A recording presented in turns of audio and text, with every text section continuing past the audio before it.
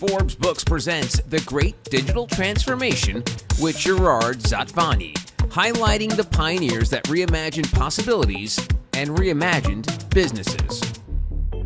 This week, Jerry and I are happy to welcome Brian Evergreen to The Great Digital Transformation. Brian is an author and advisor on AI and digital transformation.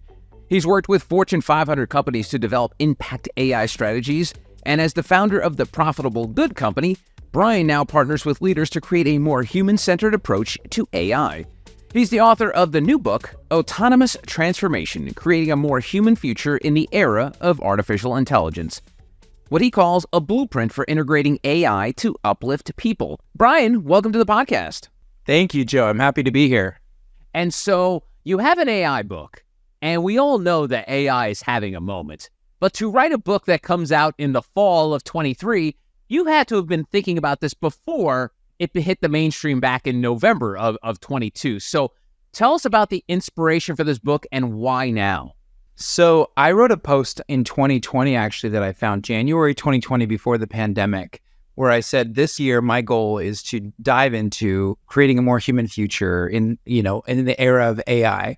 And I want to connect with anyone and everyone that is interested in talking about that. And so I've been thinking about this for a while. And ever since I really took on the role as the AI strategy lead for Microsoft US and realized that a lot of executives were not only interested in talking about the economic potential of AI, but also what are the risks and opportunities, and how is this going to impact society and impact the communities that we work in and the people that work within our organizations. And so I've been thinking about this for quite a while and signed the book agreement last April before DALL-E 2 was announced or ChatGPT or any of that. And all in all, in terms of from start to finish, it was about a year of writing. Wow. And do you feel like as you were writing and then all of a sudden, the DALL-E and ChatGPT, you're like, oh no, please slow down because my book's just not ready yet? I didn't actually. I felt like, if anything, one of the chapters I'd written about, I wrote about epistemology in the age of AI, I think I called it. And this idea of how do you know that you know what you know when there's all this misinformation and all this hype and so many people that there's so much economic incentive to try to position yourself as an expert. And then ChatGPT came out and that increased tenfold or maybe 100-fold of more and more people trying to position themselves as AI experts. And if anything, it was a good test for whether or not the tools that I'd laid out would work effectively in this new era. And fortunately, I feel like they stood up to it. Awesome. And Jerry, a running joke on the podcast when it comes to AI is like, man, this stuff's been around for a long time. It's just that now more and more people know about it. Brian had this revelation in 2020, but when did you realize, Jerry, that this was not just going to be a passing fad like the metaverse? When did you realize that you knew that this was here to stay and this was not just going to be something that's on and gone? Well, my company has been working on AI since 5 years now. We've been investing and learning and exploring ways to make this thing happen. And really, 2 years ago, we started building a product that would enable my people to be more productive so that the AI assists in the way they deliver their work. And now when ChatGPT came out, was like a perfect storm because we were there already. We actually had something to show. We have a live demo. We have people using it. And like when you compare it, people who are using it versus people who are not using it, you can see productivity increases at an order of 20-30%, which is not a rounding error. It's not trivial. And I was, right from the beginning, I was thinking that this is going to really disrupt our industry. It's been a long time coming. People have been discussing about this for quite some time, but now it's all coming together. Now, the challenge is going to be to kind of separate the day from the night and understanding who's who in this space and who is bullshitting you and who's actually and understand something about the space. That's going to be the big challenge, at least for 1 or 2 more years, because a lot of noise. I completely agree. Well, first of all, I wanted to add something. Joe, you'd mentioned I've been thinking about this since 2020. That's when I started thinking about writing a book to some degree. And But I'd say that in terms of when I realized AI was going to be sort of a thing was before it was sort of rebranded to AI in the broad discourse when it was just called advanced analytics. In 2014, I worked on an initiative for Microsoft when I was at Accenture. Microsoft was a client. And I had this overwhelming sense when I was doing the strategy work and digging into the Gartner and Forrester and IDC reports and seeing, oh, there's going to be this huge talent gap between data scientists and the demand. And we're seeing that today, right? There's actually only, according to Gartner data, 10,000 or so data scientists who can actually build a full AI solution from start to finish. And so if each of the Fortune 500 hired 20 data scientists, now there's no more data scientists for the rest of the world. And so it has been a challenge, and it's only grown this year. In terms of navigating, who to trust and understanding and thinking through that, I think I agree completely with Jerry's comment that that's something that is going to be interesting to see. I actually made a joke about that show where there was the guy that cheated on his girlfriend, and it was a very public. Oh, Vanderpump Rules, yeah. Yes, thank you. Yes, Vanderpump Rules, and I made a meme where it shows that guy and the tagline underneath it says, "I can't believe you tried to sell me, an AI solution that you yourself didn't understand." And the guy's like, "It was only one time," right? And so I think that we're going to see a lot of that. I think that there's a lot of advisors right now who are quickly trying to pivot to being an expert on something that you can't just read a few online PDFs or watch a few videos and suddenly understand. Not to say that it's completely insurmountable. It shouldn't be an ivory tower either. But I do think that there unfortunately is a temptation, and I've seen a proliferation of people that have positioned themselves as if they're experts in something that they're not. And I think that the market will, the same way that Google results, right? When you first search something now, the first few things are going to be ads. So you scroll past them to get to the real content. I think the same thing's going to happen in the AI expert space. The irony is that ChatGPT will actually make things worse. It's so good in providing you the right answers and really making you look like you know what you're talking about. Yeah, and it's funny too, because Brian, I would love to get I don't know if you're able to even talk about this, but you worked on AI at Microsoft, but famously Microsoft got into bed with the folks at OpenAI to launch their Bing AI. More to my curiosity, if they've been working on AI, why was it important for them to start this relationship with OpenAI, or just not even start a relationship, but like publicly state that, hey, we're a team on this AI thing? That's a good question. I think that Microsoft has always had an ecosystem approach. And so if you think about it, you can't specialize in everything. And it's better, especially for Microsoft as a platform provider, if they can partner with the organizations that are leading in specialization around something like chatbots. If you think about in 2018, when they're in the room discussing, and I'm not saying this from having privy to it as much as just postulating, right? You imagine being in that room and discussing with these people that are going to leverage this technology to do something really significant when it comes to chat or large language models. Why double the efforts? Why not, for Microsoft as the host of Azure and where that's one of their main flywheels, why not pick the clear winners in that space and in the 10 other or 20, 50 other spaces where it seems like there's the right experts that are going to really dive into a specialization, and then have Microsoft be the underlying platform and then tie that into everything else. That's just a doubling or tripling of efforts. It's amazing how swift that deal went down, because all of a sudden everyone's talking about ChatGPT. Then a week later, there's this press release about the Bing AI. I'm like, well, wait a minute, how did that? I mean, you were inside there. Is that something normal that Microsoft moves so quick to not only to create a collaboration, but announce it to the world? I mean, that seemed very fast as an outsider. I would say that there was... They were working on it. Yeah. Quite some time. Thanks, Jerry. Yes. Yes. I would say that there was already more than enough signal. I had some colleagues that had, and this is publicly known, I had some colleagues who had inside, they had access to GPT-4 well before ChatGPT came out or GPT-4 came out publicly. So, and so I think that, those developments and investments were taking place, and that it was sort of a staggering of announcements, more so than, December ChatGPT is announced, and then in 1 month, Microsoft made all of those advancements. That's not exactly how it took place. Okay. Good to know. Thanks for that, Brian. Because I was always wondering, because, a big company like that, I can only imagine the layers and layers of people that have to be involved in a decision like that. So as Jerry said, they're working on it. There's some back channel conversations going on there. And I will say that during the COVID, because I was there when COVID, first sort of broke out, right? The pandemic broke out. And I will say that there were a lot of areas where Microsoft was able to move extremely quickly to try to respond to the need of customers around the world. And so it's not to say that they can't move that quickly, but I think in this case, there wasn't a need to, because they made that significant investment. They had the signal, they knew when it was time to start making their own developments alongside and leveraging these technologies. And they'd been doing that even since before GPT-4, right? It's just this sort of all worked out quite well in tandem in the market earlier this year and late last year. Brian, in your book, you're talking about a blueprint in integrating the AI with people. What I found, ironically, is that there is a lot of resistance from people to actually use AI to make their lives better, to make their lives easier. There is a lot of resistance.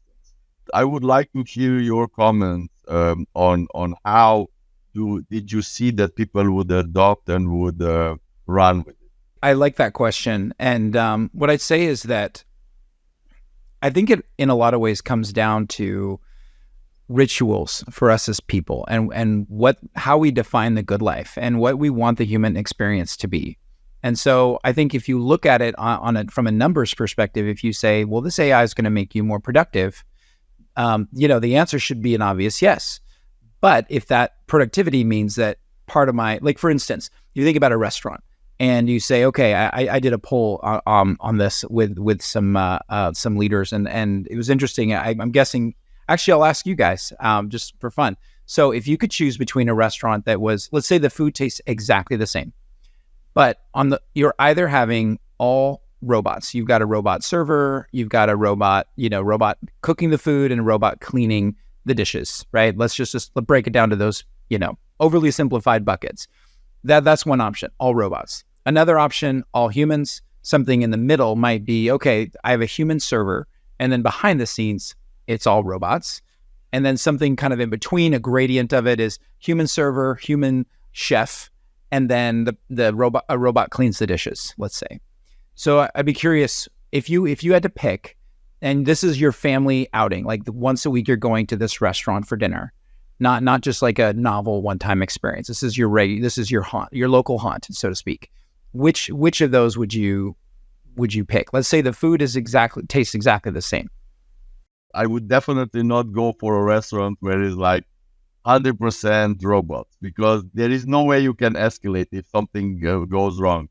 And I would really go to a place where uses this like well-balanced kind of a setup with people in the driver's seat, managing it, supervising everything, and making sure that the robots are there just to provide the smooth kind of experience for the customer, like prompt delivery, really fast cooking or whatever, and just the humans are there to orchestrate everything and making sure that things are happening like really well. So that's the place that I would go to. I would, because it's I've seen some automation even in the kitchen. We've been working on some projects on automating the restaurant experience. So that definitely you can provide a better customer experience. But I don't see this in a world where you don't have the humans involved. I would definitely not like that. I feel exactly the same way. If I imagine a world where everything you're interacting with, other than someone you happen to brush alongside as you wait in line or something, everything else is machines. That doesn't sound like a very human. It sounds like a cold, kind of lonely world. And so I think that's one reason that we've struggled to adopt. If you zoom back out to kind of the enterprise level, I think that we have sometimes black and white thinking, where it's either that you're going to automate completely and go full, robot, for lack of a better phrase, or you're going to have this be intensely manual, and that way at least you're preserving the human element. And I think that it takes a high degree of strategy and forethought to put together a plan to say, okay, these are the experiences where interacting with our brand and our company, where it matters that that's a human experience, that that's personal, that there's a connection being made. And these are all the things where it doesn't, let's say, or maybe it's not an interaction with our brand. Maybe it's just something behind the scenes, like dishes being washed in the kitchen of a restaurant. I don't think that I wouldn't even likely know unless they advertised it. And two, I wouldn't care, because that, to me, that's, as long as I'm enjoying my experience with the server and interacting with people, like we go to a local Italian spot every Thursday, and it's family owned, and it's, been in that family for decades, and right. And so that story, that human experience of going and seeing those other people, and the fact that they know my name and I know their name is part of the experience. And so if you generalize that across when you're calling into your local credit union, and for me at least, they switch back from an IVR that is full robotics to, clicking and doing a digital menu to, maybe you wait a minute or two, but then you get on with someone that says, "Hi, I'm so-and-so from one city over from where you are." And they are able to, provide that human experience there on that phone call, and then enable those agents with tools so they can be more effective, but preserving kind of that human experience when it comes to interacting with customers. And what I think, in terms of the book, I think that it can be tempting in the face of automation with all these tools to think, how can I use this to remove the human element from my organization so that therefore I can reduce cost? And I would argue that that is actually long-term, not an economically viable strategy or plan. Rather, to say, how can I preserve the human, or even amplify the human element of working or having an experience with my company, but then empower those humans to be more effective and to do better to and for our customers or our clients with these digital tools. And so that would be the lens of that I think is a long-term, thinking more about expansion with these sorts of tools, how to add to your top line, as opposed to driving cost out of your bottom line by removing the human element from your organization. I think there will be organizations that do that, and then either they'll make the market rebound from the negative reaction that they'll see, and recover. Or I think there might be some that won't recover altogether, and there'll be some household names that we're familiar with today that will go the way of Blockbuster because they went too full in the automation direction. Without getting too far ahead, the book is called Autonomous Transformation. How would you define that? What are characteristics of autonomous transformation? So autonomy is the right or power of self-governing. And then transformation means to change the nature or structure of something, to transform it.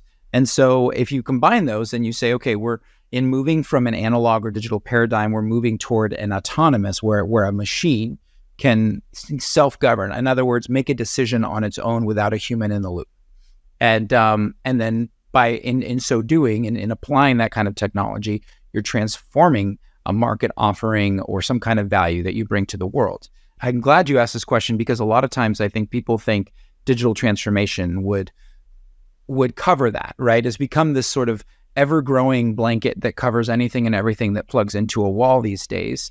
And but the issue is that there's a lot of things that are called digital transformation where it's not actually transformative. So the process is exactly the same, but now it's digital. And so for that one, I thought, okay, let me try to start with the definition and work backwards to come up with the right term. And what I came up with is reformation. So the definition of reformation is to vastly improve something without changing the nature or structure of it. And so if you think about, if you have a process and you're 6 times more efficient because it went from analog to digital, that would be an example of what I've termed in the book digital reformation. Whereas digital transformation would be something like, Uber, where you're creating a whole new gig economy that didn't exist before, or Netflix that is disrupting and changing the way that we experience, and all these new business models coming out of how we think about entertainment. Those would be transformative.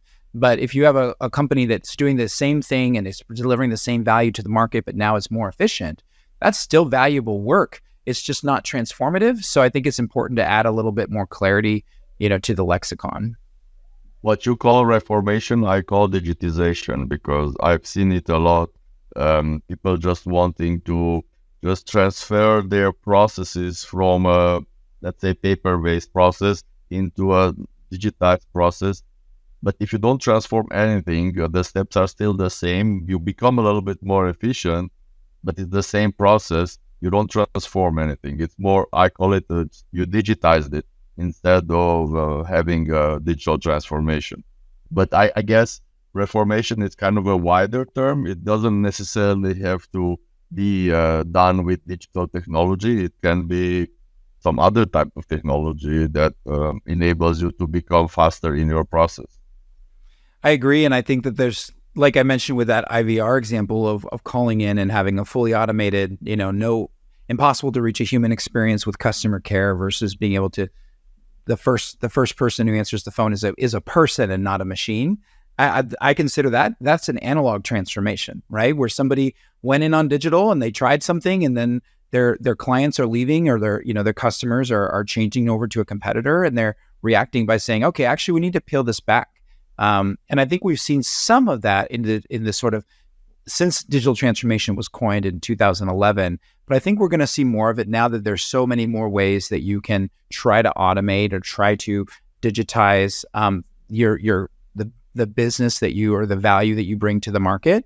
And so I think that people will be experimenting more and that there'll be more opportunities for them to say, whoops, okay, let's go backwards, because turns out that something that we thought wasn't that important of a connection point actually made a big difference to our customers. So we're gonna shift that back. And for tech entrepreneurs listening to this podcast, Brian, it's all about what's the ROI. So how do we measure the impact and success of these autonomous transformation projects that you talk about in the book, and hopefully to see forward in the future? For tech entrepreneurs specifically, what I'd say is that it's an interesting time to be an entrepreneur, because unlike maybe more than any time in the past, we now have a situation where there's such a strong proliferation of ecosystems already at play that if you show up just trying to compete on your own today, like look at OpenAI, right? They didn't just compete on their own. They partnered with Microsoft, and we've seen how that's worked out for them. If you try to show up on your own today, I liken it kind of like just showing up to a basketball tournament that you think is a one-on-one tournament, and you lace up and let's say it's Michael Jordan, even you could be the best in the market, right? And you show up and you lace up and you play your pump up song. For me, that was Eminem. Lose yourself, of course. Right? Yes, yeah, obviously. Of course, probably. Yes. Yeah, exactly. So, but right, you run out onto the court and you realize, oh no, they have 5 people on their team and it's me. And even if that was Michael Jordan, to me, still the greatest NBA player of all time. I know that's controversial, but that's how I feel, and I'm not going to apologize. And so right, but he would still lose to a 5-player team. And so I think it's the same thing now in the tech space, where you could have an incredible offering, but if you need to think about the ecosystem. And that's, again, another example of sort of that human element, right? Where you can't just look at it purely based on technical terms. You can achieve something absolutely extraordinary from a technology perspective, but it also has to include how does this fit into the market today? And so that's probably one of the most, I guess, pertinent things I would share with technology sort of startup leaders in this space. I'd say in terms of autonomous transformation more broadly, what I'd say is that it's easy for us as enterprise leaders or as any kind of business leader to start with saying, wow, okay, there's this new technology. What am I going to do with it? And I think there's a little bit of that in the way you phrase the question, Joe, of like, okay, how do you do this in this era of autonomous transformation? And I'd say what I usually recommend is saying, forget about the technologies for a minute. Set that aside. It's okay. It'll still be there in an hour after we're done with this conversation or whatever, right? And start with saying, okay, what is the future of my market or my industry? If I could achieve, like, for instance, if you're a utility company, imagine if a new island arose from the Pacific and you were going to set a new grid. What would that grid look like? Instead of thinking, how do I improve the grid I have now? Because there's inherently so many limitations to that. Starting with what would the best possible grid with all the technological capabilities we have today, what would that be? And also the fundamental question, even like we're seeing now, of, okay, 17 of the 50 states in the US are no longer regulated. So if we're moving toward a self-generation future, then okay, what does that look like? What would it look like to be the market leader in that space? and work backwards and say, okay, we're going to invest in developing self-generation options that we're going to test out in those 17 states as well as in developing countries. And that way we're positioned that if it continues to go down that path, even if not, we could probably have a profitable business. But if so, then we're positioned to be the leader in that space. And so I'd say, and that you're not going to get to those kinds of strategies or vision for the future of your organization if you start with, okay, ChatGPT, where can I fit this inside of my company?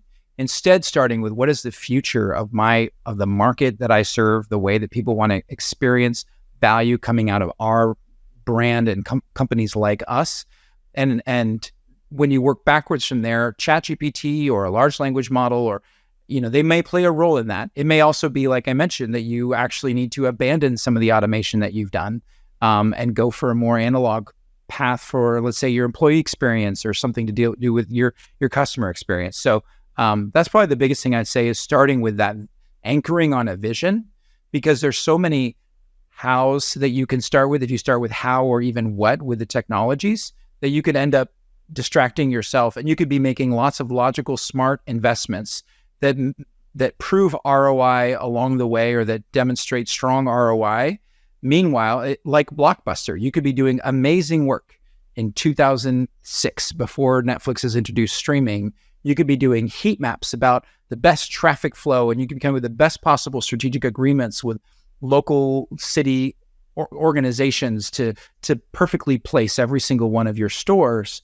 And then when Netflix introduces streaming, all that smart, logical work that you did will end up being for naught in the long run. So that's kind of the general guidance I'd say, is to start with, what is that future of the market, or what future would we want to create?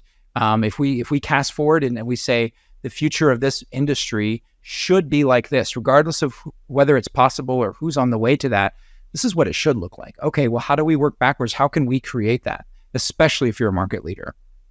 Brian, you mentioned something about startups and technology and whatever. I'm a little bit worried about this. In 2-3 years from now, if you're a startup that cannot afford to pay for some AI assistants, some AI bots, you won't be able to start. And that will make it prohibitive for startups to actually start. What's your take on this? That's a great question. I've thought about this a bit as well, because I do think that the environment, the context in which startups can thrive is one of the biggest contributors to strong GDP, right? And so I think that what I would say is that the nature of ideas right now, it's been, can we create a sort of technical prototype, and then can we scale that and get some initial customers, and then hopefully get Y Combinator, get someone to either invest in us or buy us, right? Depending on the trajectory that we feel like we're on and our risk profile and all of that. And what I'd say is that I don't know that that's going to change so much.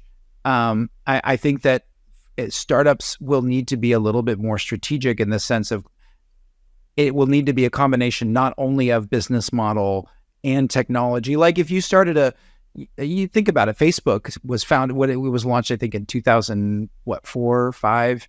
And that wasn't that long ago when you think about it. But if you said, I'm going to launch a new social media startup today, well, the market's already, look at Meta's Threads and, sort of what we're seeing there and in terms of the market reaction.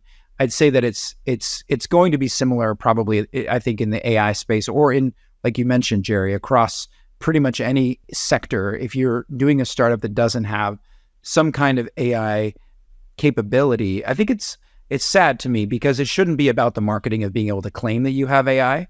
It should be that you're creating something truly differentiated.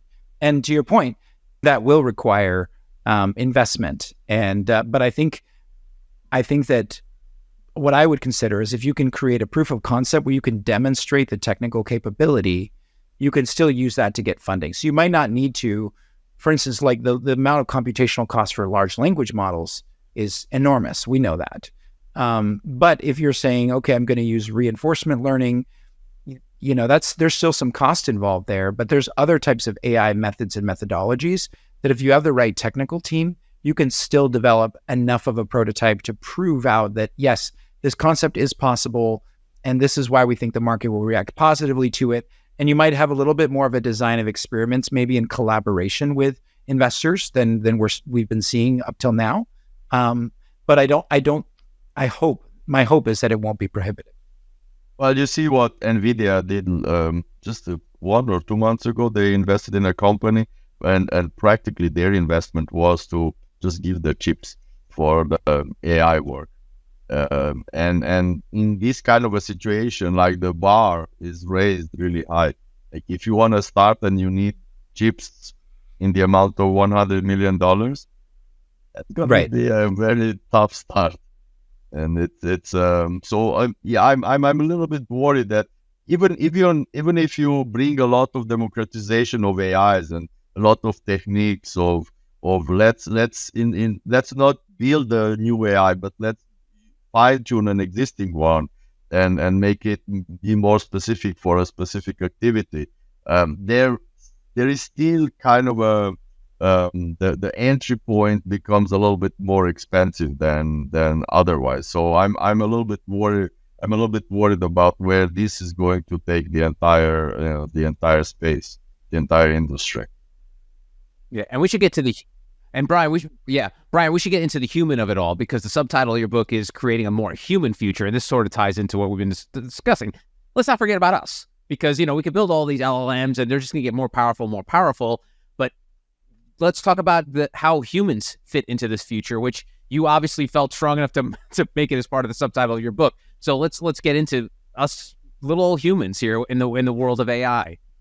That's a great question. I would say that the element Creating a More Human Future portion of the book, right, which is a thread throughout all of it, that stemmed from the questions that I was asking. Like I mentioned, that question in 2020 of what does it look like to create a more human future in the face of all this technological change? And I had initially thought that those were two separate considerations, and that you could hopefully point the influence and the market impact of these technologies as you're harnessing the economic potential, point that toward a more human future. That was my initial hypothesis. As I dug into the research and writing of the book and the interviews that I held, what I was sort of delighted to find out was that we've actually reached a point in our sort of trajectory in, I guess, business, for lack of a better phrase. It's quickly becoming unprofitable to treat your organization like it's a large mechanical machine and your people like they're cogs in the machine. I recently wrote an article that I'm not sure when this podcast is coming out, so I don't know if it'll be out yet, but called Treating People Like Cogs in the Machine Has Finally Met Its Match. And basically, dehumanizing work used to be profitable, and treating people like cogs in a machine unfortunately was profitable. And so you basically was up to individual integrity to decide to not lead in that way.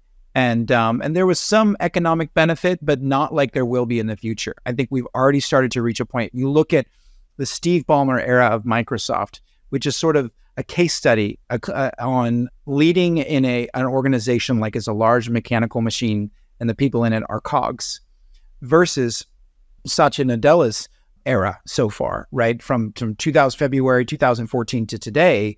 His example, even though, you could look at any leader and poke holes and say, well, wait a minute, we just had these layoffs or whatever. But all in all, the net leadership approach that Satya has taken is, I would call, a social system. He's used the organization like a social system, not like a big machine. And he, at the time that he entered the office of the chief executive, he said, we need a new technology strategy, a new business strategy, and a new people strategy.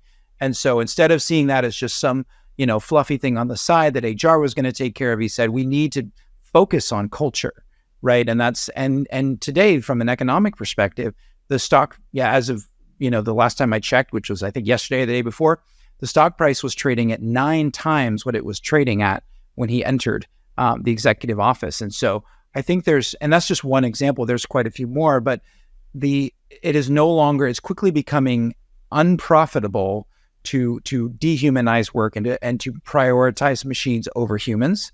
And so I think that's the element that I see in creating a more human future, is that it's not just about pointing whatever you have at a more human future. It's most AI initiatives that fail end up failing because of some kind of social problem inside of the organization, not a technical problem. I'd be curious, Jerry, if you agree. But that's another example where by creating a more human future now within your organization, you'll actually get more benefit out of the technologies.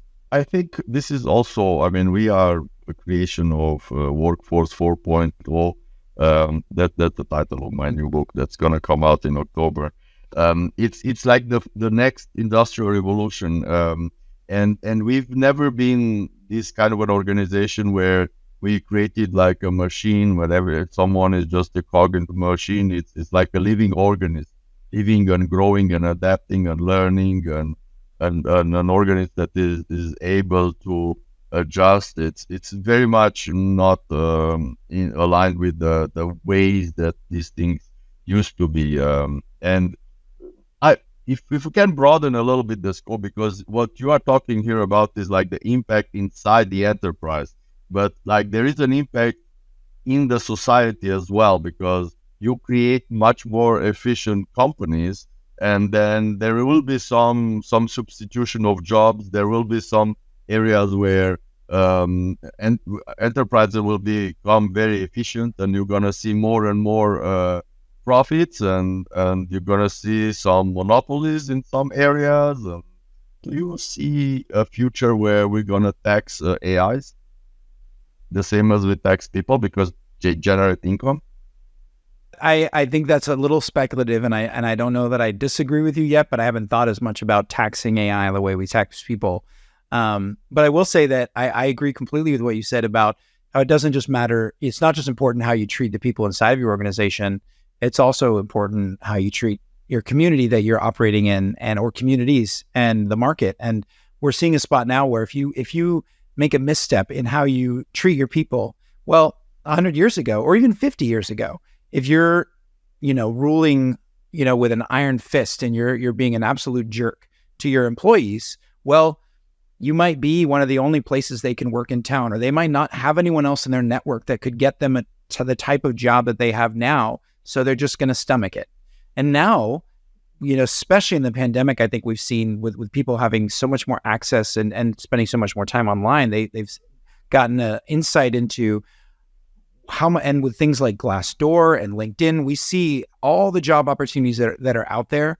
So many free educational resources. The world is now at your fingertips, where you can get a job, anywhere around the world for free in a lot of cases. Access all the educational resources and materials you would need to learn what you would need to do for that, to get that job.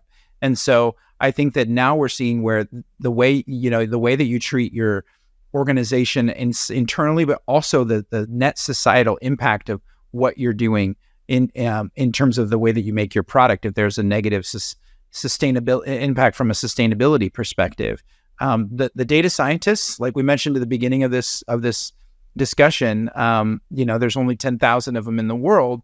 That means that they're on the upside of a supply shortage, right? And so they've got a line waiting out the door of other high-paying opportunities that the moment that they're either not proud of the work they're doing or don't feel connected to the meaning of it, or think it's going to fail for some social reason or otherwise, they can leap to another a new job opportunity that's waiting for them.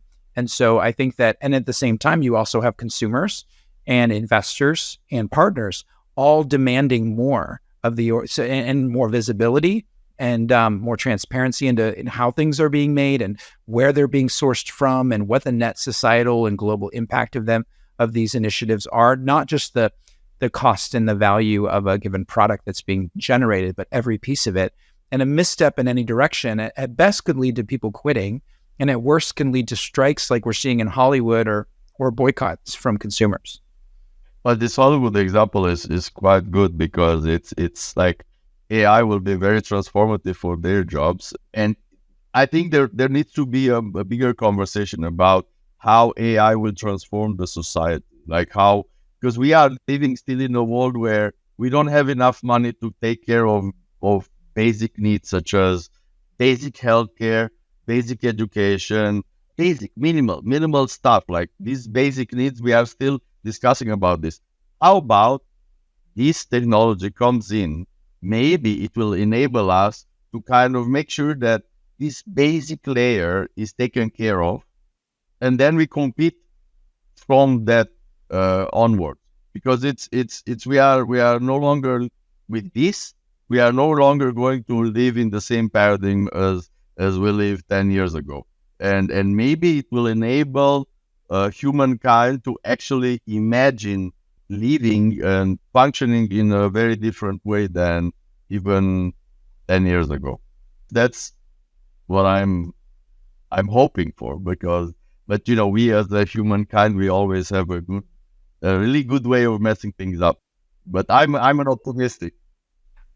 I am too. I'm absolutely an optimist too, and I love what you said about. I mean, yeah, it sounds like you're speaking a little bit in the direction of like a UBI kind of question, right? A universal basic income. Like if the technologies can take care of a lot of the repetitive transactional work, then and move us as humans up the work hierarchy toward more creative work, then does that mean that we can have some of our bases covered? If the technologies are able to create those things en masse.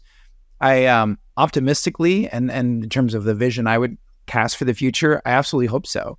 In terms of the complexity of getting from here to there, that's another story, because there's a lot of profit that stands between here and there.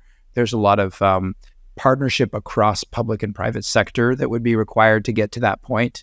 A lot more trust that would need to exist than I think currently does across all parties. And so I'm hopeful that we can get there too.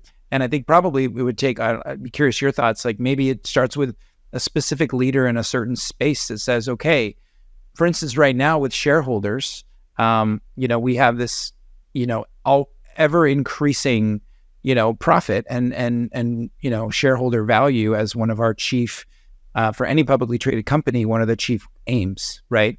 And so imagine, I actually think I wrote this example in the book. If you came up with a way to manufacture, let's say, some kind of food that you manufacture 10 times more efficiently, you're going to make the same profit. So you'll make the same net profit, but you can reduce the cost by several orders of, by not orders of magnitude, but by, let's say it's a fraction of the price. How would shareholders react to that? So you're doing something amazing in the market where now people can have access to this food that you're creating. Why are we dumping this on enterprises? What I would say is, let the enterprise do the profit.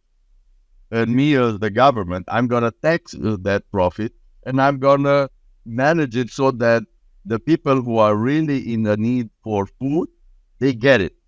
They get it, and they are being taken care of. And the companies are focused on actually producing profit, maximizing profit, being very competitive. Like, in a sense, Microsoft, you're talking about Microsoft. Bill Gates, his ability to create money and to develop an enterprise that generated a lot of value is the true spirit of capitalism. But it's not necessarily his job to take that money and to redistribute it. Now, he made it now his job to actually, okay, I created this wealth and I'm going to use this wealth to do something in a different way for the society. But that's also the government's role, the society's role, the other organism that should use that whatever an enterprise is creating, whatever value the enterprise is creating, then redistribute it in a way or another towards us living better in principle. I like that. I think that I agree that we, it's hard to say who, it's almost a question of who should that leader be? So I'm not saying that organizations, because we can't require, like you said, you can't require an enterprise to do something like that, right? That's not why they exist. At the same time, at the onset of the way that governments have been formed, it's not the government's job to feed individual people. It's their job to keep them safe. It's their job to, right? There's a lot of other jobs the government has, but it's not necessarily the government's job to feed people, just like it's not the enterprise job to feed people. So I think that our needs have evolved as society. And now there's this gray space where it's like, okay, whose job is it to step in? And so for me, I think because of my focus and interaction with enterprise leaders, I think that that's probably naturally, okay, hey, you have the power to rival governments, right? I mean, the budget of a lot of these large, multinational companies is enough to make a significant impact in the shape of society. So that's probably why I tend to focus on what ways that they might be able to reimagine society and the value that they're putting out in the communities that they serve, more so than saying, here's how we can legislate, because that's just not as much my area of expertise as on the enterprise side. It's funny, almost describing the Spider-Man meme where they're all pointing at each other like, who does this? Who's feeding the people? Are you feeding the people or not? And, on that subject, Brian, let's wrap things up by talking about, and this sort of like leads into it, but just so folks are more aware of it, the profitable good company. I mean, it kind of touched upon what you already were discussing, but for folks not familiar with your organization, tell us what you're doing there. And I guess that's pretty much the next part of your life. You've worked with some great companies like Accenture and Microsoft, but now the profitable good is going to take care of you on the back nine of life here. But tell us about it. I don't know if I'm at the back nine yet. I don't know how we measure which part we're at. But yes, I do. I started the Profitable Good Company because I felt I had been working with, like we talked about, Jerry, enterprise leaders, like, for instance, at a large chocolate company, multinational chocolate company, that were trying to solve the question of how do we guarantee that there's no child labor in our supply chain, for example. And the things we came up with ultimately ended up running through a test of, and this is, with a good amount of discussion, but would need to run naturally through a test of, okay, does this work from a profitability? We answer to shareholders. Does this work from a profitability perspective? And so to me, I felt like there was this interesting space where I was seeing more and more. Well, I was having these meetings with leaders from all over the world, Fortune 500 company leaders, C-level executives, where we'd have mutual C-level executive buy-in to go do something that would be a meaningful impact to the world. And we kept struggling to get to, even with that level of buy-in and with a great deal of strategy and flying back and forth to each other's headquarters, we're really struggling to figure out how to make it fit within the sort of systemic context of both of our organizations and the market. And so that became a point of focus for me to say, well, I want to go try to figure that out. And some of what I came up with was that profitable, and the reason I coined sort of profitable good as a term, is that on the other side, outside of enterprises, you go to the broader market, and profit has been conflated with greed. People see profit as, you see them used interchangeably. And I kept sort of running into this question of, I'm hearing about all these greedy corporate leaders, and then I'm looking at all these people that we're mutually trying to solve, global problems together. We're trying to figure out how to use profit to make that happen and to be able to stay in business so we can keep producing valuable products that people rely on. And I was wondering, where are those I know they're there. I know there's greedy people out there that are looking to exploit wherever they can to try to make more money. But I felt like there was more nuance to it. So what I created was a scale where on the one side you have greed, which is money at any costs. I'm willing to sacrifice anything for money. That's greed. The other side you have altruism, which is good at any cost, which is I'm willing to give all my money away or use the money that other people have given me to do good. And on that side of things, right, we have 98% of the federal budget of the United States is made by for-profit companies, is tax from for-profit companies. So if every company in the world switched to altruism and started doing good at any cost, a week maybe we'd last, maybe two, before systemic collapse. So it's like, okay, what there has to be something in the middle. So in the middle is neutral, which is I make profit, and I think most corporate leaders today are here, which is I'm trying to make an honest living. So I do good if I could, but at the end of the day, I do answer for some degree of profit, and therefore I'm going to, do my best to honor that. And when I have opportunities to do good, either personally or with, any extra funds I have to give to nonprofits, I'm going to do that.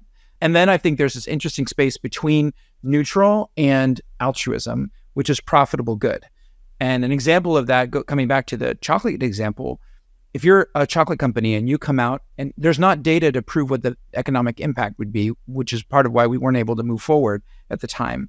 But if you were able to come out and say, no, we can guarantee, like we partnered with the UN, we've done a lot of work, here's some transparency into what we did. We can absolutely 100% guarantee that these 20 chocolate bars, as you go into Halloween season, are 100%, there's absolutely no child labor in these chocolate bars. I think the profit, from a profitability perspective, the economic impact would be enormous.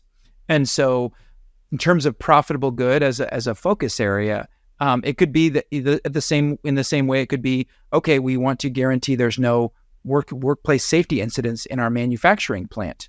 So it doesn't just have to be ESG focused. It could be anywhere around the organization where you want to somehow better the human experience, internally or externally, and finding ways to do that profitably so that you can stay in business.